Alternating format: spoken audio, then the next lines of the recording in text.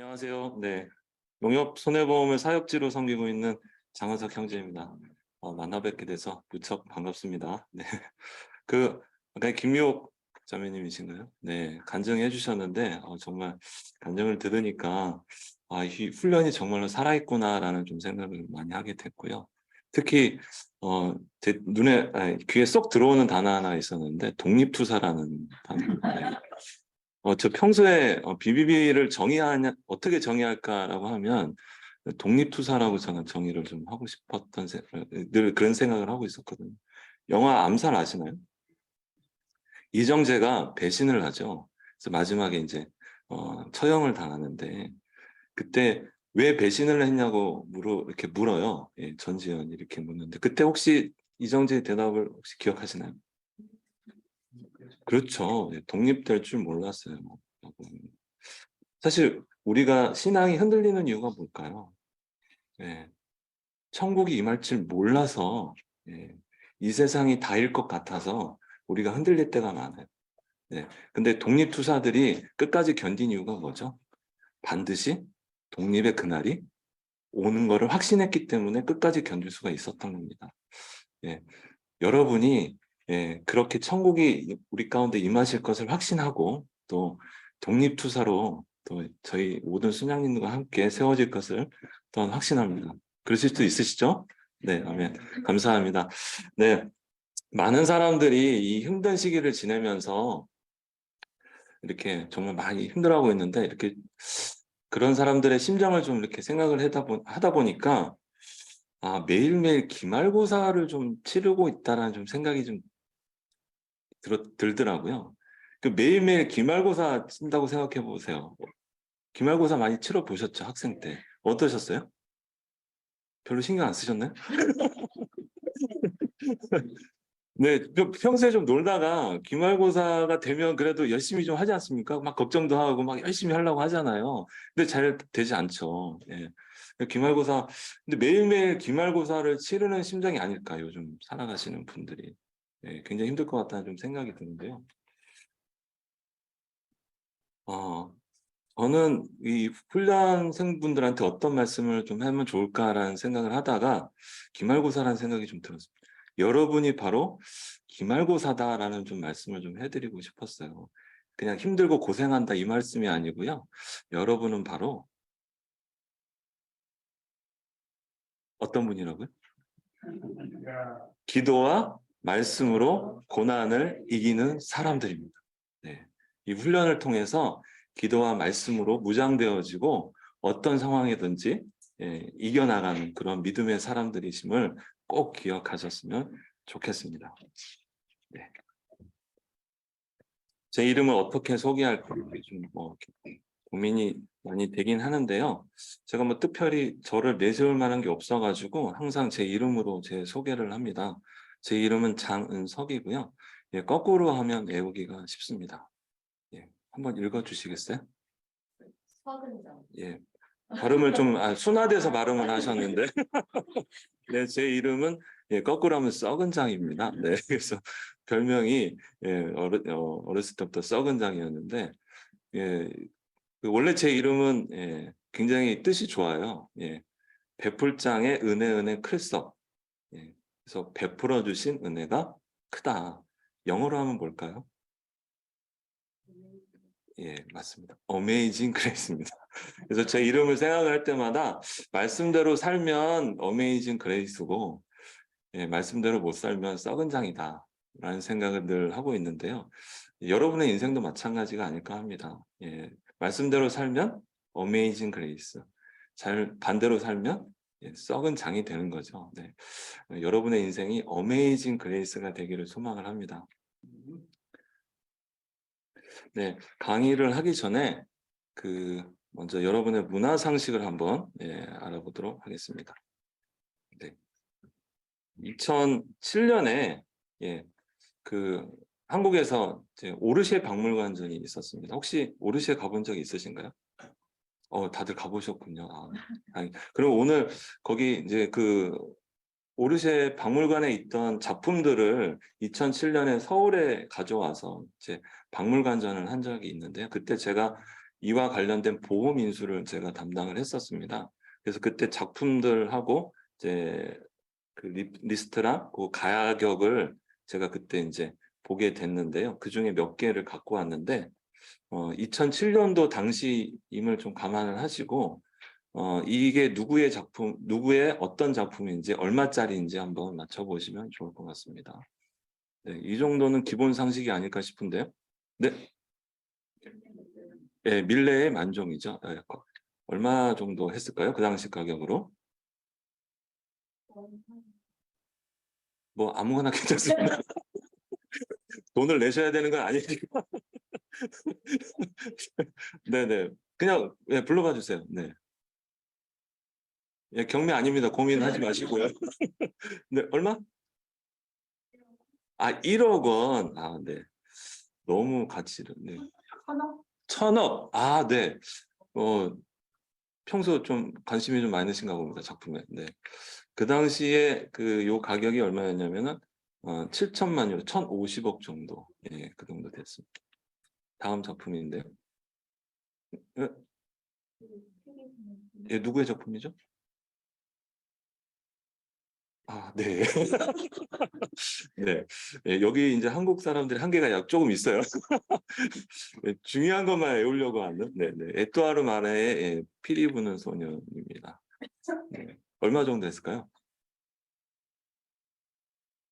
대표님, 내가 이거를 얼마 정도면 사겠다. 자기 지금 형편 생각하지 말고, 네, 그냥, 5억. 네, 네. 돈이 별로 없으시군요. 네네. 그 당시, 4천만 유로 했습니다. 600억 정도 했었고요. 네. 요거는 조금 수준이 있는데, 예, 요거 혹시 작품명? 네, 맞습니다. 아, 네네. 한국인의 또 단점이 있죠. 어설프게 한다는 거. 네네. 반고의 방입니다. 네네. 얼마 정도 됐을까요? 오니까 네. 1,500원. 막 나가시네요. 예, 그 당시에 5천만 유로 정도 했고, 750억 정도. 예, 마지막 작품인데. 네, 요거는 조금 수준이 있어 보입니다. 네. 이것도 반고의 작품인데요. 처음 보시는 분도 계시죠? 아, 네. 네. 맞힐 가능성이 없어서 바로 네, 아를레의 무도회장이라는 작품이고요. 네. 그 당시 가격으로 한 450억 정도 했습니다. 마지막 작품인데 누구의 작품이죠? 네, 하나님의 작품이죠. 얼마짜리일까요? 지금 성경 얼마짜리 갖고 계세요? 네, 제가 이 말씀을 드리는 이유는 앞에 수많은 좋은 작품들이 있지만 그 가치를 모르면 그거는 그냥 종이 한 장에 불과합니다. 네. 성경도 마찬가지예요. 성경의 가치를 모르면 그냥 책 한 권에 불과하죠. 근데 그 가치를 아는 순간 이 나의 존재, 이 성경의 존재 가치는 완전히 바뀌는 거예요. 네. 그래서 여러분이 이 시간을 통해서 이 성경의 그 진정한 가치를 깨닫는 시간이 되었으면 좋겠습니다. 네, 사례 연구가 있는데 직장 내 큐티 모임에 관한 사례인데 어, 그 교재에 있으시죠? 네. 제가 한번 빠르게 읽겠습니다. H 주식회사에서는 선교회원들이 아침마다 모여 큐티 모임을 갖기로 했다.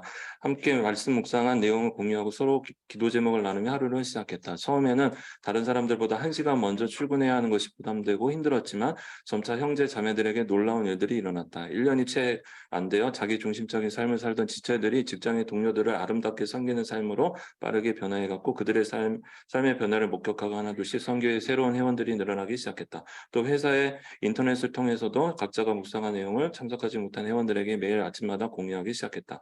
그들은 하나님의 은혜로 업무에 있어서도 탁월한 모습으로 변화되었다. 직장 상사들도 그들에 대하여 초기에는 거부감을 보였으나 그들의 변화된 모습을 보고 매우 훌륭한 인재들로 인정하기 시작하면서 서로 영입하려고 했다. 네. 그 뭐 특별한 내용은 아닙니다. 근데 말씀을 통해서 함께 이렇게 성장해 가고 변화되는 모습을 이 사례를 통해서 알 수 있는데요. 혹시 여기서 특별히 관찰되는 부분을 한번 좀 몇 번 나눠봤으면 좋겠는데요. 네, 특별하게 좀 이런 부분이 눈에 들어온다라는 게 있으신가요? 네? 아, 공유했다. 맞습니다. 네. 우리가 말씀을 알고 얻게 되면, 예, 그게 진리잖아요. 진리를 알게 되면, 자연스럽게 공유하게 됩니다. 네, 공유하게 되죠. 네.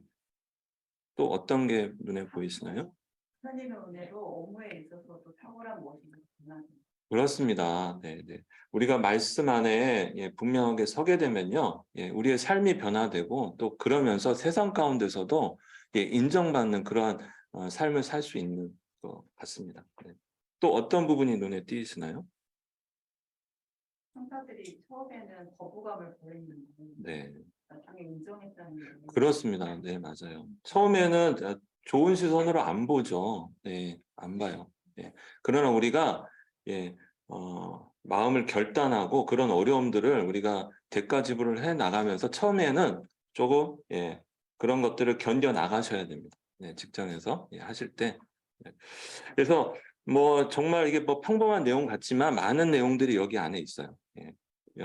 특히 뭐 그냥 눈으로 읽어서 끝나는 것이 아니라 여러분의 삶이 이러와 같이 간증이 되셨으면 좋겠습니다. 네, 그렇게 될 줄로 믿고요. 또 다음 이야기를 보면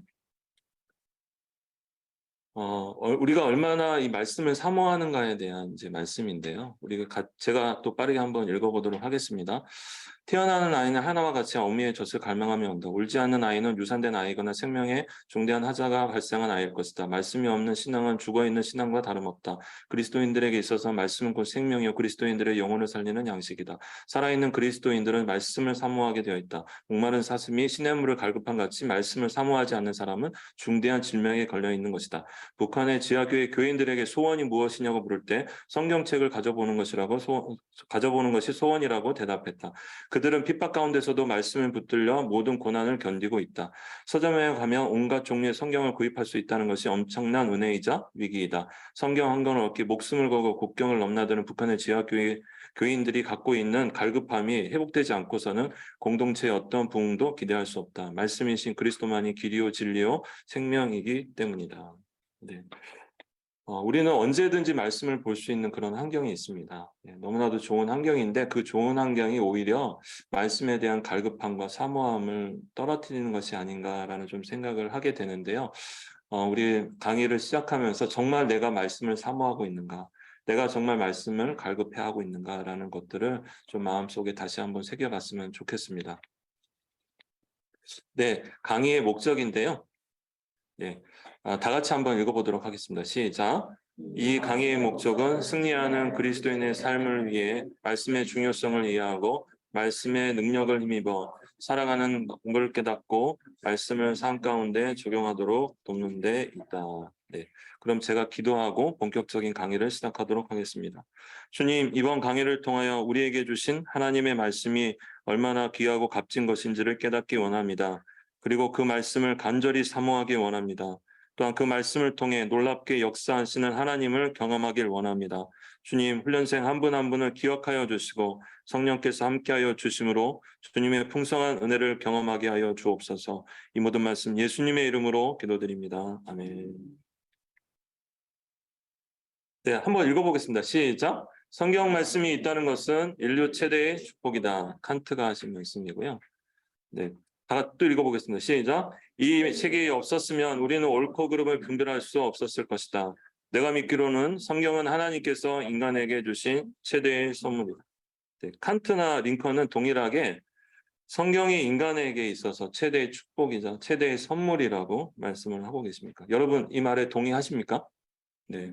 그러면 왜 성경이 말씀이 나에게 있어서 최대의 축복이자 선물일까요?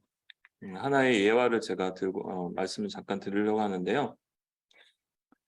우리는 인생을 항해에 비유하기도 합니다. 망망대해를 한번 생각해 보세요.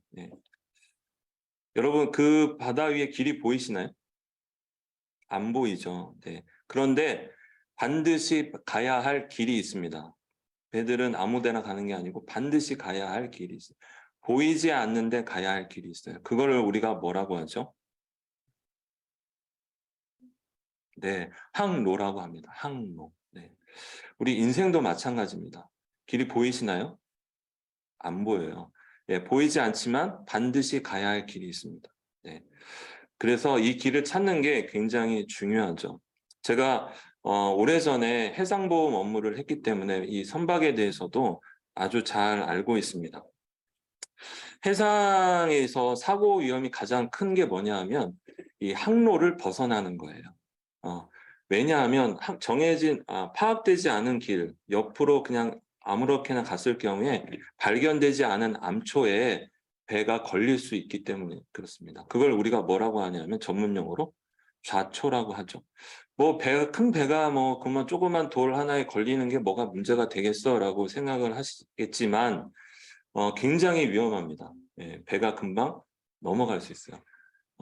우리 큰 어른이 조그만 돌멩이 위에 이렇게 발을 딛고 오랫동안 서 있다고 생각을 해보세요. 버틸 수 있나요? 예, 금방 어떡하죠? 넘어갑니다. 마찬가지로 큰 배도 조그만 돌멩이라도 딱 걸리게 되면 중심을 잃고 금방 넘어가게 돼 있어요. 그래서 좌초가 굉장히 무섭습니다. 그래서 항상 그 항로를 지켜야 되는 게 굉장히 중요하죠. 우리가 자유롭게 떠다니는 배를 이렇게 부러워할 때가 있어요. 네. 근데 그거는 죽음을 각오한 배입니다. 결코 부러워할 일이 아니에요. 예, 안전한 배는 반드시 그 항로로 가도록 되어 있습니다. 마찬가지예요. 우리 인생도 정해진 길, 가야 할 길을 벗어나면 굉장히 위험하고 죽음에 다다를 수 있는 길입니다. 그런데 이 길을 반드시 가야 하는데, 이 항로를 반드시 가야 하는데, 배에 있어서 이 항로를 가장 잘 아시는 분이 누구죠? 선장이에요, 선장.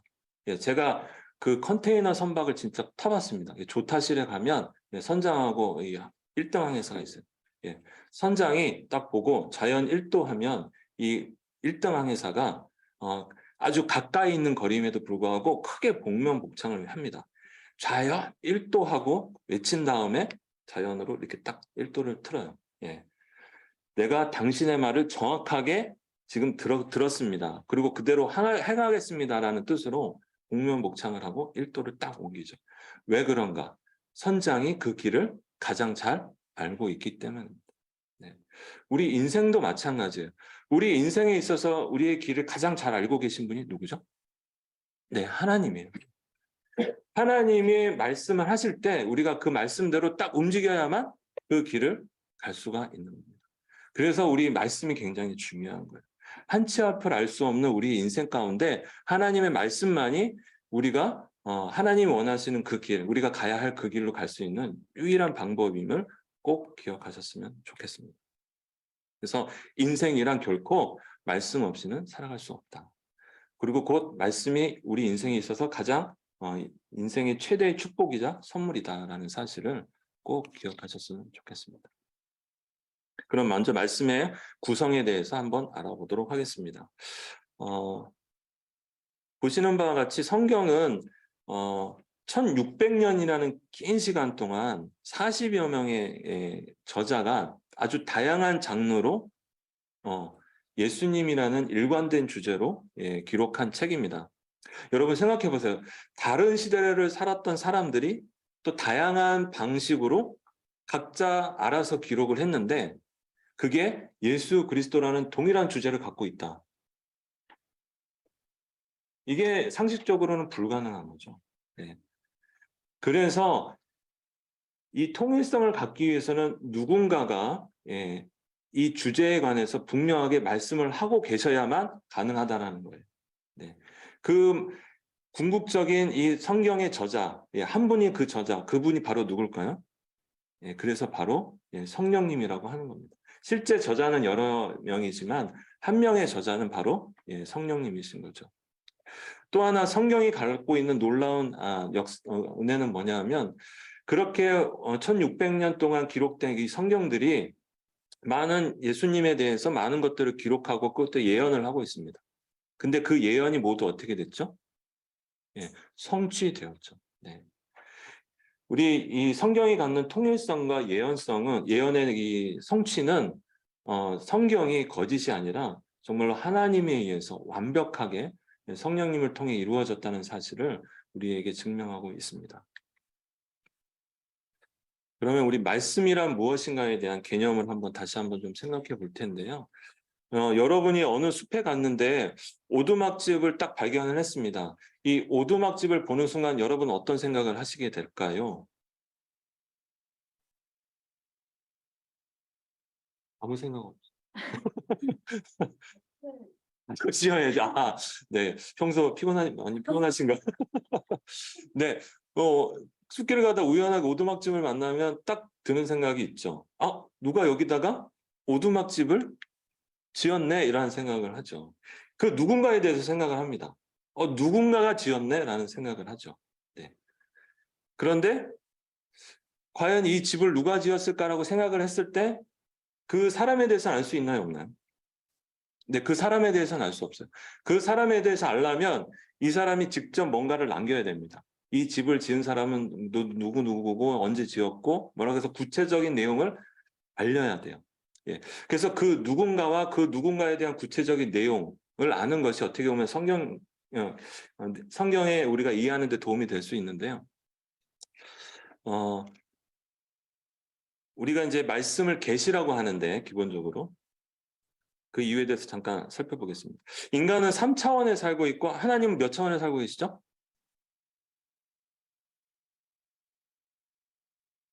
우리가 4차원인데 하나님 4차원이신가요? 하나님 무한대 차원에 계시죠. 네. 3차원인 우리가 무한대 차원에 계신 하나님을 아는 거는 불가능해요. 네. 개미는 몇 차원일까요? 개미는 2차원이에요. 그래서 개미는 평면밖에 볼 수 없다고 그래요. 예, 그 개미한테 3차원이 우리가 이 공간을 이해시킨다는 게 사실은 어떻게 할까요? 불가능한 거죠. 예. 개미 보고 우리 3차원을 이해해라. 불가능한 거예요. 근데 감히 3차원이 우리가 무한대 차원의 하나님을 이해한다는 거는 불가능한 겁니다. 그래서 우리가 하나님이 우리에게 알려주시는 것만 알 수가 있어요. 네. 우리의 언어와 우리의 생각과 우리의 이상에 맞게 하나님 알려주시는 것만 우리가 알 수 있는데 우리가 그걸 뭐라고 하냐면 계시라고 합니다. 네. 하나님이 본인에 대해서 알려주신 것 이걸 계시라고 하죠. 근데 계시에는 두 가지가 있습니다. 일반 계시하고 특별 계시가 있는데 일반 계시는 그 아까 전에 제가 말씀드린 것처럼 숲속에 들어갔는데 오두막집을 발견했어요. 그러면 그 누군가가 이 집을 지었네라는 거. 그 누군가에 대해서 아는 것처럼 우리가 천지 만물을 봤을 때 누군가가 이 천지 만물을 창조하셨네 라고 알 수 있는 거. 그 신의 존재를 알 수 있는 거. 이게 일반 계시입니다. 그래서 우리가 눈으로 보이는 이 우주 만물이 모두 일반 계시죠. 네. 그 다음에 특별 계시는 뭐냐? 아까 말씀드린 대로 누가 지었긴 지었을 텐데 그 누구에 대해서 구체적으로 뭔가 설명이 되어야만 알 수 있는 거잖아요. 그 구체적인 그 설명이 바로 하나님에 대해서 말씀하신 게 뭘까요? 성경이죠, 성경. 그래서 성경은 하나님에 대해서 구체적으로 말씀하고 계시기 때문에 이것을 특별 계시라고 합니다. 네. 그래서 우리가 특별 계시하면 막 꿈에 누군가 나타나셔가지고 막 목소리로 뭐 직접적으로 얘기하시는 거나 환상을 보거나 이런 것들을 특별 계시라고 생각할 경우가 많은데 그게 아니고 특별 계시는 바로 뭐다? 성경 말씀이다. 여러분 모두 하나님의 특별한 계시를 받으셨죠? 네, 바로 성경이 특별 계시라는 사실입니다. 다음으로는 성경의 말씀의 권위에 대해서 한번 볼 텐데요. 우선 성경이 가지는 권위는 바로 그 성경 안에 있습니다. 바로 성부, 성자, 성령님 그 삼일체 하나님께서 성경의 권위를 직접 증언하고 계십니다. 로마서 8장 16절에 보면 성령이 친히 우리 영과 더불어 우리가 하나님의 자녀인 것을 증언하시니라라는 말씀이 있어요. 이 말씀이 뭐냐면 즉 성령님께서 우리 모든 믿는 자녀들이 우리 모든 믿는 자가 하나님의 자녀라는 것을 직접 증언하고 계세요. 그런 것처럼 베드로후서 1장 20절에서 21절에 보면 먼저 알 것은 성령의 모든 예언은 사사로이 풀 것이 아니니 예언은 언제든지 사람의 뜻으로 낸 것이 아니요 오직 성령의 감동하심을 받은 사람들이 하나님께 받아 말한 것임이라라고 되어 있어요. 성령께서 이 성경의 말씀이 하나님으로부터 받아서 적은 것이라고 그렇게 말씀을 하고 계십니다. 네. 또 우리가 잘 알고 있는 요한복음 1장 1절 말씀, 태초에 말씀이 계시나 이 말씀이 하나님과 함께 계셨으니 이 말씀은 곧 하나님이시라. 네. 우리가 성경에서 이 성경 말씀 자체가 하나님이라는 것을 분명하게 말씀을 하고 계시죠. 따라서 우리가 성경 말씀을 따라야 할 궁극적인 성경의 권위는 바로 이 성경이 단순한 글자가 아니라 하나님의 말씀이기 때문에 그렇다라는 사실을 기억해야 될 것 같습니다. 또 우리가 그 말씀의 성경의 권위를 인정할 수밖에 없는 이제 중요한 사실들이 있는데 그 중에 하나가 바로 수많은 사람들이 변화되었고 지금도 수많은 사람들이 변화되고 있다는 사실입니다. 여기 계신 여러분도 그렇고 저도 그 중에 한 명일 겁니다. 네. 캐나다에 존 캐드라는 선교사님이 있었는데요. 이 선교사님이 어느 날 식인종이 사는 섬으로 들어갔습니다. 그래서 그들을 예수님의 사랑으로 돌보고 또 그들의 언어로 성경을 번역하고 그들에게 말씀을 가르쳤습니다. 예. 그리하여 그가 죽었을 때 기념비에 이렇게 적혀 있다고 합니다. 1848년에 그가 이곳에 처음 상륙했을 때는 이곳에 그리스도인이 한 명도 없었다. 그러나 그가 세상을 떠난 1872년에는 여기 식인종이 한 명도 없다. 섬사람 모두가 그리스도인이 된 것입니다. 성경이 아니고서는 불가능한 일인 거죠. 네. 사람을 본질적으로 변화시킬 수 있는 것은 하나님의 말씀뿐입니다. 예. 나 자신만 보더라도 그렇지 않습니까? 얼마나 고집세고 죄 많고 더럽고 추한 존재인데 말씀을 통해서 변화되는 거죠. 네. 사람은 피조물이기 때문에 둘 중 하나로 될 수밖에 없다고 그래요. 하나는 변화되거나 하나는 변질되거나. 네. 여러분 박하사탕 영화 보셨나요? 박하사탕. 예. 성경만 보시느라고. 네. 설경구가 박하사탕에서 이제 나 돌아가려고 이제 죽는 장면이 나옵니다. 그 박하사탕이 인간의 변질을 잘 그린 영화라고 해요. 인간은 그냥 두면 변질될 수밖에 없습니다. 네. 그러나 변화되는 방법이 있죠. 그게 바로 뭘까요? 하나님의 말씀입니다. 네. 그래서 아까 전에 양육하셨잖아요. 네. 뭘로 양육하죠? 세상을 시리즈 너랑 아, 네. 네. 너무 구체적인 걸 제가 그런 게 아니고 말씀으로 양육하죠, 말씀. 네. 하나님 말씀. 네. 훈련을 너무 잘 받으시고 말씀으로 양육하는 겁니다. 그러면 뭐가 된다고요? 변화되는 겁니다. 또 말씀의 권위를 우리가 어떻게 인정할 수 있는가라는 걸 생각을 했을 때 만약에 두 사람이 어떤 문제로 막 다투었어요. 예. 다투다가 해결이 안 되면 어떻게 하죠? 공영진님 어떻게 하죠? 주먹으로. 네. 다투다가 해결이 안 되면 뭘로 해결하냐면 결국에는 법대로 합니다. 법대로. 예. 법대로 해결하죠. 그래서 법에 A가 옳다라고 되어 있으면 환경과 상황과 조건에 상관없이 누가 옳은 거예요? A가 옳은 거예요. 왜 그렇죠? 법에 그렇게 나와 있으니까. 네. 그래서 제가 저희 모임에 세신자분들이 오면 성경을 법처럼 보라고 말씀드려요. 법처럼. 그 법을 볼 때 기분이 좋을 때는 믿어지고 기분이 안 좋을 때는 법이 안 믿어지나요? 안 그렇죠. 법은 내 기분과 환경과 조건에 상관없이 그대로 우리가 믿어요. 아, 그렇구나라고 믿어요. 네. 사람이 만든 법도 그러한데 하나님의 말씀인 성경을 볼 때 우리가 어떻게 해야 될까요? 아, 오늘은 기분이 나쁘나. 영 이건 이렇게 될 것 같진 않아. 이러면 안 된다는 거죠. 예, 하나님의 말씀이니까 그대로 될 것을 믿어야 되는 겁니다. 그래서 우리가 환경과 조건과 상황에 상관없이 우리가 말씀 그대로 이루어질 것을 믿는 게 성경의 권위를 인정하는 거예요. 그래서 성경 말씀대로 우리가 그대로 행하고 그대로 따르고 믿는 것, 이게 굉장히 중요한 게 아닌가 싶습니다. 그럼 우리가 성경 말씀을 믿는다. 권위를 따른다라고 했을 때, 또 중요하게 우리가 생각해야 될 부분이 뭐냐면, 히브리서 4장 2절에 말씀해 보면, 말씀을 뭐와 결부시키라? 믿음과 결부시키라고 말씀을 하고 계세요. 네. 말씀을 믿음과 결부시킬 때 그때 뭐가 됐나? 능력이 나타난다. 네.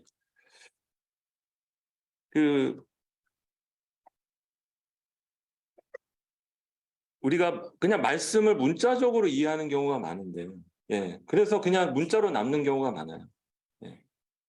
그 이유는 문자로 남는 이유가 뭐냐? 우리의 믿음을 거기에 결부시키지 않았기 때문입니다.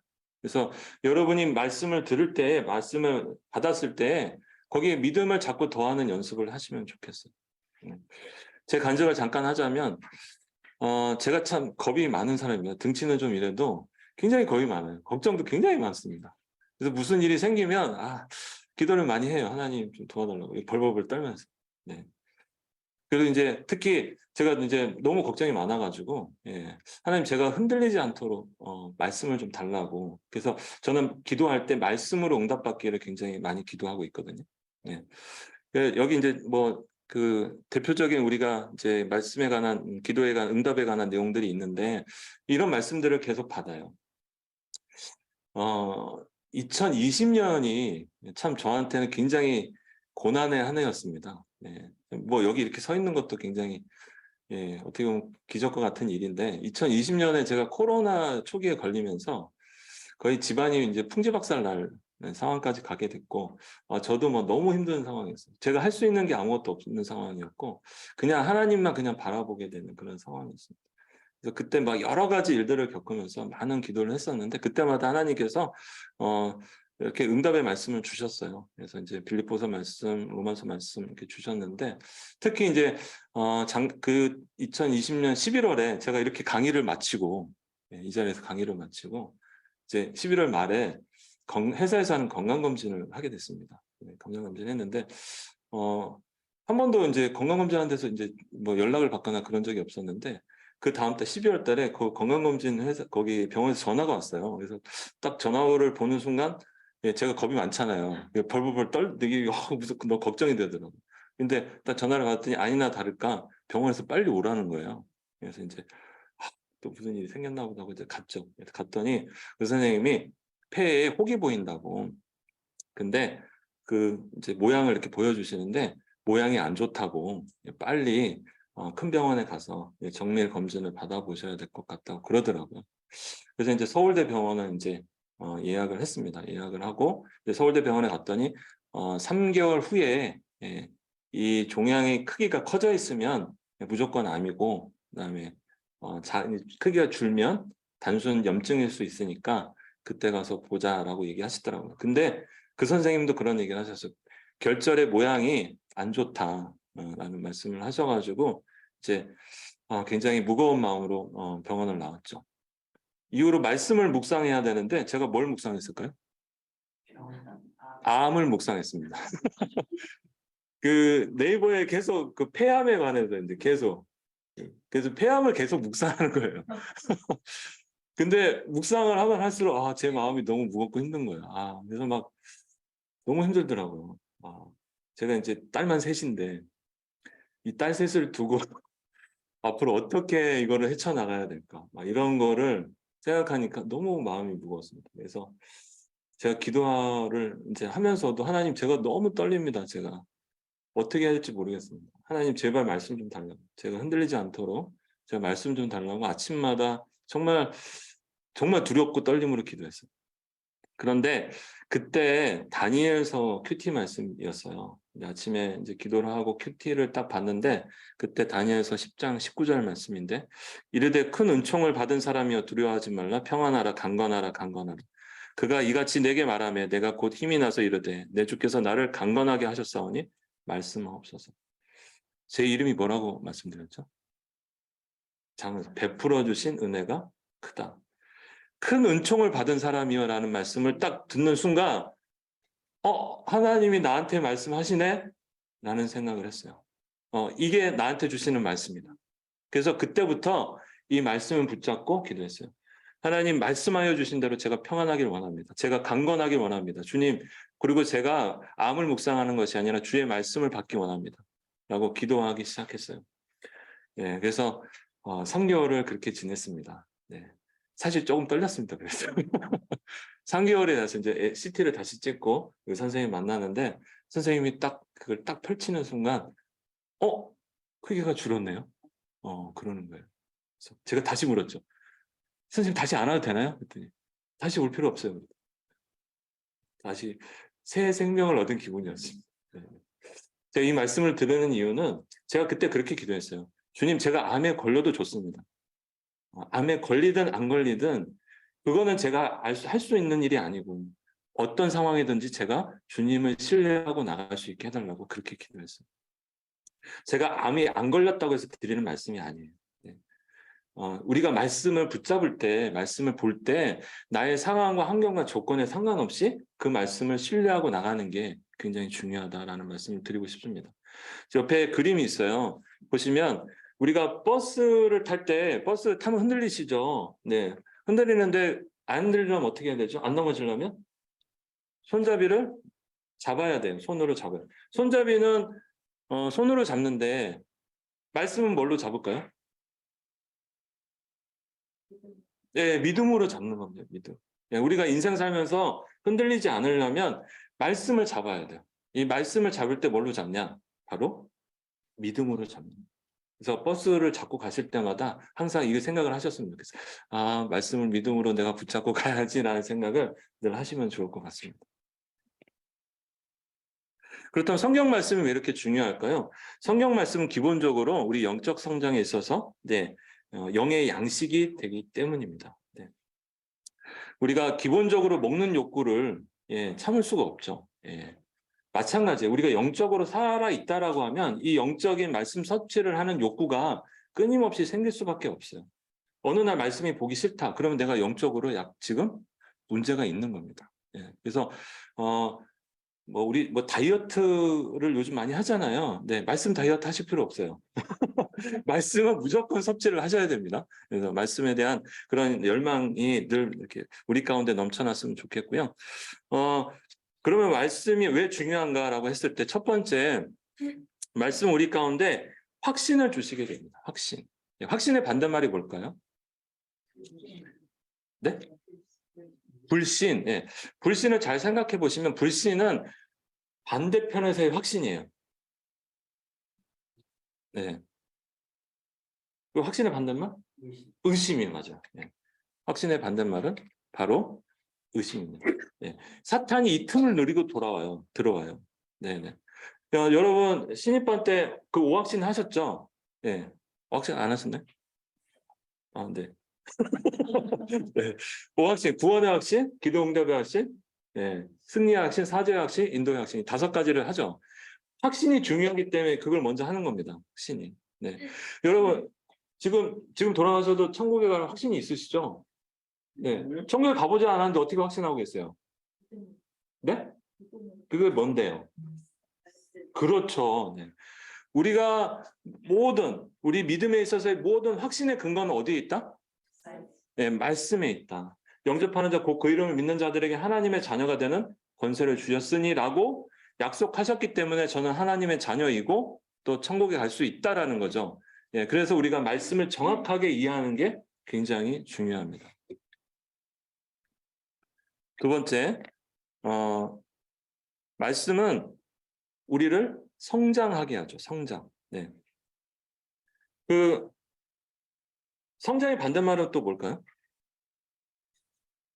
성장의 반대말. 네. 시간이 없어서. 죽음이죠. 성장하지 않는 것은 곧 죽음입니다. 지금 죽지 않았더라도 죽음을 향해서 달려가고 있는 것이죠. 네. 그래서 우리는 끊임없이 성장을 해야 돼요. 그 성장을 위해서는 반드시 말씀이 필요한 거죠. 요즘 그 어린아이에 대한 그 학대, 아이동 학대가 좀 많이 문제가 되잖아요. 먹을 것도 안 주고 그냥 방치하잖아요. 어떻게 되죠? 죽는 거예요. 죽는 거. 네. 여러분 스스로 영적 학대를 하시면 안 돼요. 계속 말씀을 섭취하셔서 내 영혼이 계속 성장할 수 있도록 하셔야 됩니다. 또 말씀의 중요성 중에 하나가 바로 말씀은 우리 삶을 어떻게 하신다고요? 예, 거룩하게 한다라는 말씀이죠. 네. 많은 분들이 거룩함에 대해서, 예, 저도 마찬가지입니다. 불편하게 느낄 때가 많이 있어요. 거룩함이 편하시나요? 불편하시나요? 때에 따라서. 네, 네, 네. 우리가 목사님이나 많은 분들이 거룩함에 대해서 얘기하는데 사실 우리가 그 거룩함에 대해서 이야기할 때 스스로, 부담스럽고, 예, 그다음 자연스럽지 못하고, 네, 그럴 때가 많이 있어요. 그게 왜일까요? 우리 안에 죄의 습성이 많이 남아있기 때문입니다. 죄가 많이 남아있으면, 해결해야 될 죄가 있으면 거룩함이 부담이 돼요. 반대로 우리 가운데 거룩함이 자꾸 쌓이면 뭐가 부담이 될까요? 죄가 불편해지고 죄가 부담이 되는 겁니다. 네. 여러분, 이 경계선상에서 잘 생각하셔야 돼요. 내가 죄를 지금 부담스러워하고 불편해하고 있나? 아니면 거룩함을 불편해하고 부담스러워하고 있나? 네.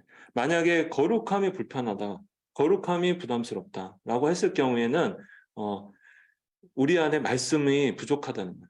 예, 말씀을 자꾸 통해서 하나님이 주신 그 거룩함에 대해서 우리가 자연스럽게 우리 안에 쌓아가야 되겠다라는 말씀을 좀 드리고 싶습니다. 그다음에 말씀은 우리를, 예, 승리케 하십니다. 네. 우리의 삶을 경고케 하시고 실족함이 없는 삶을 살게 해주시죠. 네. 요즘 사회를 어떤 사회라고 하냐면 절벽 사회라고 합니다. 절벽 사회라고 들어보셨나요? 네. 그러니까 한 번 이 절벽에 있는 사람들이 한 번 이렇게 딱 손을 놓잖아요. 어떻게 보면 그냥 떨어져 죽잖아요. 그래서 한 번의 실패가 영원한 실패로 이어지는 그런 무서운 사회에 살고 있다라고 해서 절벽 사회라고 하네요. 한 번 취업을 못하면 영원히 취업을 못하고 한 번 실직하면 영원히 실직하는 그런 무서운 사회. 그래서 다들 절벽 사회에 있다고 합니다.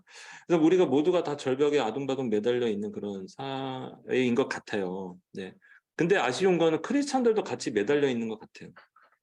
옆에 있는 사람이 너는 크리스찬인데 왜 이렇게 매달려 있어? 믿는 건 믿는 거고 사는 건 너희들하고 똑같아. 막 힘들어. 아둥바둥 사는 건 똑같이, 예, 보일 때가 많죠. 예, 근데 하나님이 뭐라고 말씀하시냐면 그 손을 어떻게 하라고요? 놓으라고 말씀을 하십니다. 과감히 그 손을 놔야 돼. 하나님의 말씀이 여러분의 날개가 되어 주시고 날개를 경험하셔야죠. 예. 믿음의 모험을 하셔야 돼요. 음. 세상 사람들과 똑같은 방법으로 세상을 이길 수가 없어요. 나보다 똑똑한 사람이 얼마나 많은데. 예. 여러분, 방법을 달리하셔야 돼요. 방법을. 세상을 이기는 방법은 세상을 따라 사는 것이 아니라 말씀을 따라 사는 것입니다.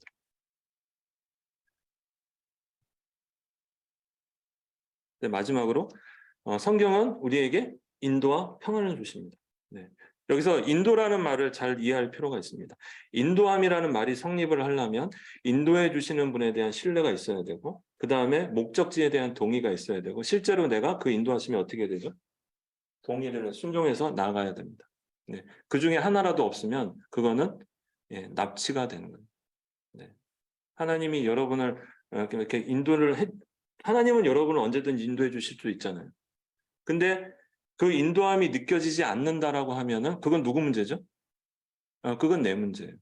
내가 하나님을 절대적으로 신뢰하지 않거나 목적지에 대한 동의가 없거나 내가 실제로 순종하지 않거나 라고 하면 인도함이 안 느껴지는 거예요. 그래서 여러분이 말씀을 통해서 주님에 대한 신뢰, 예, 목적지에 대한 동의 이런 것들이, 예, 분명하게 이루어져야 됩니다. 목적지에 대한 동의, 특별히 여러분 훈련을 통해서 저는 훈련을 통해서 목적지에 대한 동의를 그때서야 했어요. 여러분의 삶이 직장 선교사고 선교사의 삶을 살아야 됩니다. 그게 목적지에 대한 동의가 분명하게 이루어져야 돼요. 네, 그냥 신용만 해서는 안 가게 돼요. 네, 네. 그래서 이번 훈련을 통해서 정말로 주님이 말씀하시는 것에 대한 전적인 동의와 신뢰가 있으셨으면 좋겠다. 그리고 주님의 말씀이 내 발의 등이요 뭐라고요? 빛이요라고 말씀을 하고 계세요. 우리가 한 가지 여기서 중요하게 생각해야 될 것은 우리가 신앙생활을 하면서 내가 가는 길에다가 말씀을 비추려고 하는 경향이 있어요. 난 이리로 가니까 여기 어둡네? 말씀이 여기 비춰줬으면 좋겠다라고 생각하는 경우가 있어요. 네, 그거는 말씀을 이용하는 거죠. 하나님을 이용하는 거죠. 네. 우리는 내가 가는 길에다 말씀을 비추는 게 아니라 어떻게 해야 되죠? 말씀이 비추시는 그 곳에 내가 어떻게 해야 되는 거야? 네, 가야 되는 겁니다. 우리가 신앙생활하면서 이걸 주의해야 돼요. 자꾸 말씀을 갖다가 내가 가는 곳에다가 비추려고 하니까 힘든 거예요. 예. 그래서 우리가 말씀이 내 인생에 있어서 인도하심과 평안을 주시지만, 예, 그거는 절대적인 말씀에 대한 순종과 인정이 있을 때 가능한 일이라는 사실을 좀 기억하셨으면 좋겠습니다. 근데 말씀에 대한 본을 우리가 성경에서 많이 볼 수가 있습니다. 네, 예수님도 그렇고 시편 기자도 그렇고 사도 바울 말씀에 대해서 예, 순종하시고 본을 보여주셨어요. 네, 여기서 이제 시간이 없어가지고 하나만 제가 말씀드리면 예수님이 세 가지 시험을 당하셨습니다. 예, 말씀으로 그걸 이기셨죠. 예, 세 가지 시험 중에 예, 기억나시는 게 뭐가 있죠? 예, 예, 이 돌덩이를 떡을 만들라. 그다음에 띄어내리라. 그다음에 내게 절하라라고 말씀을 하세요. 근데 그 앞에 전제 조건이 있습니다. 사단이 뭐라고 얘기하냐면 네가 하나님의 아들이거든 이런 전제 조건이 있어요. 잘 생각해 보세요. 내가 하나님의 아들인 것을 그것을 통해서 보여줄 수 있었을까요? 없으셨을까요? 그럼에도 하지 않은 이유는 뭐죠? 그걸 통해서 하실 수 있었잖아요. 돌을 떡으로 만들었어요. 능력이 있으시잖아요. 내가 하나님의 아들인 거를 나타내실 수 있었잖아요. 근데 그렇게 하지 않으신 이유가 뭘까요? 네? 다시 한번 크게. 우선순위. 예, 그렇죠. 네. 예, 그렇죠. 네. 여기서 우리가 잘 생각해야 될 건 뭐예요? 우리는 가끔 나의 성공과 나의 능력을 통해서 하나님의 자녀임을 나타내고 싶어 할 때가 많이 있어요. 근데 하나님의 자녀임을 나타내신 거, 하나님의 아들임을 나타내신 걸 뭐였냐면 자신의 능력이 아니라 하나님의 말씀에 순종하는 거였습니다. 네. 여러분 잘 기억하세요.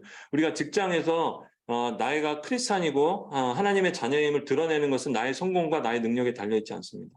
네. 하나님의 말씀에 순종하느냐 이것이 중요하다는 사실을 꼭 기억하셨으면 좋겠습니다. 예, 개 두 마리가 보입니다. 하나는 시간이 없어서 똥개고 하나는 진돗개죠. 네, 똥개는 똥개라고 하면 안 되네. 네, 믹스견이라고 해야 되나 요즘. 네네. 밑에 개는 어떻게 하죠? 먹을 것만 보고 있어요. 땅만 쳐다보고 있어요. 네. 근데 반대로 진돗개는 어디에 집중하고 있죠? 주인의 말씀에 집중하고 있어요. 먹을 것에 집중하는 게 아니라 주인의 말씀에 집중해요.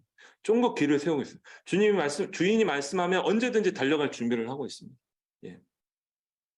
근데 누가 더 잘 먹고 잘 살까요? 네? 이 고민이 되네요. 어려운 질문. 누가 더 잘 먹고 잘 살죠? 진돗개. 진돗개는 완벽한 주인의 돌봄과 보호 아래 지내게 됩니다. 예. 여러분, 우리 직장 선교사로서의 삶이 결코 지리지리 궁상 이게 아니에요. 네. 하나님의 보호하심과 하나님의 인도하심이 있어요. 예. 그래서 우리가 말씀에 집중하고 나갈 때 그런 하나님을 경험하게 될 줄로 믿습니다. 어떻게 하나님 안에서 설정할까? 이미 다 아시겠지만 듣기, 읽기, 공부를 해야 됩니다. 네. 늘상 많이 하시죠? 예, 중요한 건 뭘까요? 예, 꾸준히 하는 겁니다. 꾸준히. 예. 시간이 없어서 제가 자세한 내용은 좀 넘어가긴 하는데, 다 중요합니다. 다 중요한데, 결국엔 꾸준히 하는 거예요. 꾸준히. 묵상도 꾸준히, 묵상만 좀 해요. 묵상의 의미는 뭐냐면, 토마스 왓슨의 그 묵상의 산에 오르다라는 그 책에 보면 묵상의 의미를 뭐라고 표현하셨냐면 곱씹다라고 말씀하셨어요. 곱씹다. 예. 곱씹어 본 적 있어요? 최근에? 어떤 말을 곱씹어 본 적 있으세요? 없죠? 아, 저는 상사의 말을 늘 항상 곱씹습니다. 상사가 뭐라고 얘기하면 저 얘기를 왜 나한테 했을까? 무슨 의도로 했을까? 나보고 어떻게 하라는 얘기지? 이런 생각에 이렇게 곱씹거든요. 그 상사의 말을 하나님 말씀으로만 바꾸면 돼요. 그게 바로 뭐다? 묵상이다. 하나님이 왜 나한테 이런 말씀을 하셨을까? 내가 어떻게 해야 될까? 이거를 하루 종일 곱씹는 게 바로 묵상인 거죠. 묵상 어렵지 않아요. 네. 그래서 여기 보면 우리의 걱정거리를 성경 구절로 돌리면 된다라고 릭 워렌 목사님께서 말씀을 하고 계십니다. 그래서 우리가 말씀선 5가지 듣고 읽고 공부하고 암송하고 묵상하고 이 5가지가 완전히 될 때 어떻게 될까요? 말씀을 꽉 붙잡게 되고 사단이 이거를 뺏어갈 수가 없는 거죠. 네, 앞으로 계획을 잘 하셔야 됩니다. 그래서 아까 우선순위를 말씀하셨는데 우선순위는 가장 먼저 하는 게 아니죠. 네. 뭘까요, 우선순위는? 네? 네. 그 우선순위를 우리가 가장 순서를 앞으로 한다라고 하면 실패하는 경우가 많아요. 그래서 우선순위를 할 때는 그거를 방해하는 거를 포기해야 됩니다. 그러니까 먼저 할 생각을 하지 마시고 그거를 방해하는 거를 포기할 생각을 하셔야 돼요. 그게 구체적인 방법입니다. 성경을 읽으려고 하는데 뭐가 드라마가 그 시간에 재밌는 드라마가 해야 돼요. 그러면은 어떻게 해야 되죠? 그 드라마를 포기해야 돼요. 포기. 예. 그래서 우리가 우선순위라 할 때 이 뭔가를 포기하는 부분을 많이 이렇게 구체적으로 고민을 하셔서 실천을 하시면 좋을 것 같고요. 특히 이제 여러분이 공동체 이제 모임에 돌아가시면 이제 공동체에서 우리 이 말씀에 대한 것들을 꾸준히 함께 해야 될 텐데 저희 모임 광화 모임에서 이제 이렇게 매일 이렇게 성경을 읽을 4장 정도 분량을 올려주세요. 그러면 이제 읽은 사람은 딸기를 올리죠. 딸기를 올리고요. 그 밑에 2개 올리신 분은 어제 못 읽었다가 오늘 8장을 읽으신 겁니다. 그래서 2개를 올리신 거예요. 그 다음에 저희 이제 순장 모임 때마다 오령 모임 때마다 계속 암송을 계속 이제 점검을 하고 있죠. 그리고 매주 목요일 날 순장 모임 때는 순장님들하고 함께 우리 성경 공부를 나누고 있습니다. 이번에 창세기 3장을 엊그제 이제 했는데요. 너무 은혜로웠어요. 창세기 우리 많이 배웠잖아요. 그런데도 다시 함께 나누니까요. 너무 어려웠어요. 제가 여기 창세기 3장만 지금 여기서 이제 말씀을 나누는데도 한 2시간 할 것 같아. 와, 너무 풍성하게 은혜를 나눴어요. 여러분이 그런 말씀에 대한 사모함과 은혜, 달콤함에 대해서 많이 모임에 돌아가셔서 경험을 하시면 좋을 것 같습니다. 마무리하도록 하겠습니다. 그리스도인에게 있어서 가장 심각한 문제는 뭐냐면 환경 따로, 현실 따로라는 거예요. 우리의 삶과 삶의 말씀이 이렇게 자꾸 괴리가 되는 거. 이게 문제죠. 그 해결 방법이 있습니다. 성경은 우리가 어떻게 생각하고 무엇을 말하고 무엇을 행하며 왜 그렇게 하는지를 포함하는 삶의 모든 영역을 간섭하신다. 우리가 취사 선택하면 안 되고요.